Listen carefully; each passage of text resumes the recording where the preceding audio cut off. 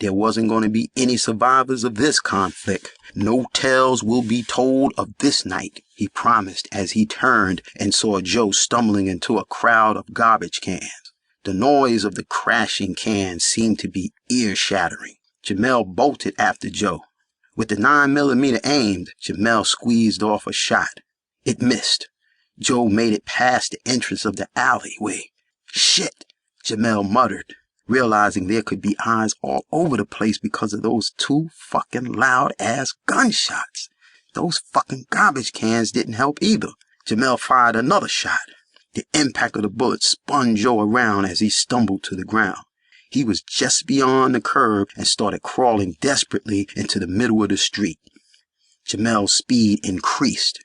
Breathing hard, Jamil kicked Joe square in his ass, catapulting him into a 2-foot slide on his stomach and chin.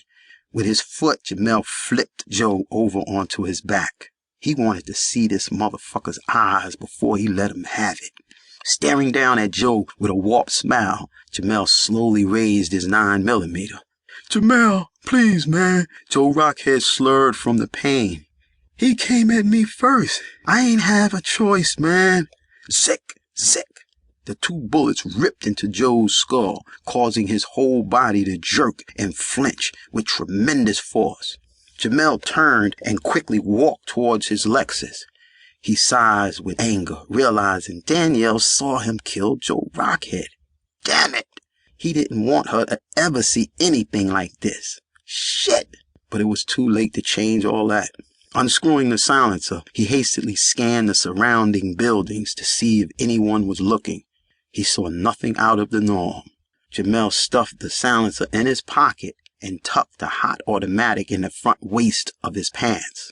Jamil snatched open the door, jumped in, slammed the gear in drive, and sped off. He maneuvered the Lexus around Joe's body, sprawled in the street.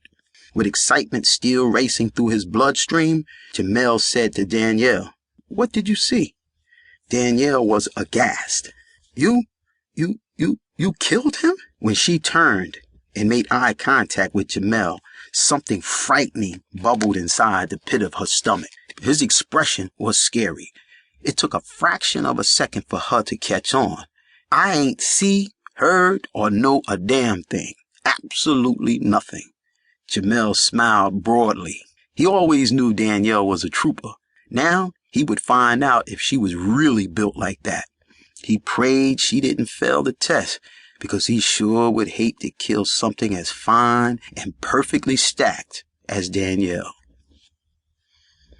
Meanwhile, a woman named Deborah Holmes crashed from the front door of the tenement building next to the alleyway where the murders occurred, screaming, "Joe! Joe! Oh God, please, Joe!" She frantically latched onto his dead body, crying profusely. She told him not to fuck with Jamil and them damn drugs. And how the hell could he even think he could come back out here after killing 2 of Jamil's workers? Stupid, stupid, stupid. If he had only listened.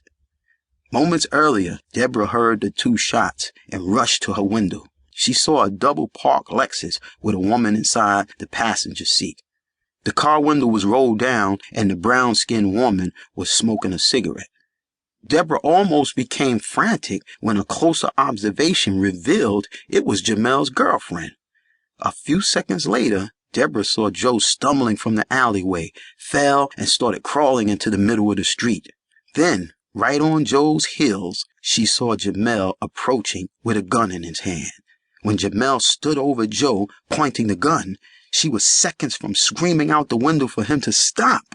But common sense told her to be easy. Real easy. Then, silent flames leaped from the gun. Joe's body jerked from the impact. It took every drop of energy for her not to rush out the apartment until Jamil fled the scene.